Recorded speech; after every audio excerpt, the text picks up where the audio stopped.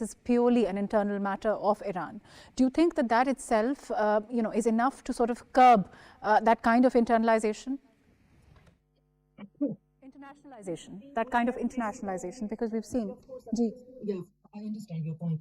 So we have seen that these organic protests can easily transform into color revolution, and color revolutions all around the world has shown us a simple recipe, and that recipe is a mass protest, and then the damage of property, and couple of dead bodies after that, and mishandling of those deaths by the state. So that is a total sum of of this recipe of color revolution. We have seen that in the Arab Springs. We have seen that recently in Ukraine, in Euromaidan. And now there are reports that there are certain casualties and there are certain deaths inside Iran.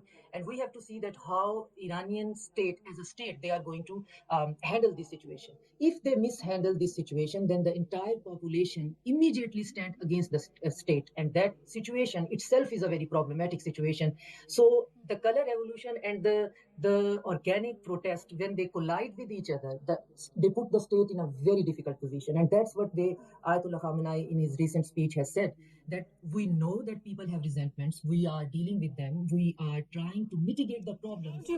So how do you rate the ability to address, like you said, of course, he's made those statements, but how do you overall assess, their ability to, at this time, address those resentments? Iran alone cannot address them, and Iran needs support from the neighboring countries, and especially from the countries in the global south. Russia is occupied with its own war, and China has its non-interventionist policy, which is totally ununderstandable for me. Like how China can have like trillions of dollars of investment in different countries and then have this non-interventionist policy, especially kinetically. So Iran cannot, if this color revolution get out of hand, then Iran cannot handle it. Iran needs support, intelligence support, military support from the neighboring countries, especially from the powerful countries. And I don't see that people are. I don't see that. We haven't seen that in Venezuela. So nobody supported that when the entire military and civil establishment was bought and paid by the Western countries, and they just betrayed Maduro like within 5 minutes.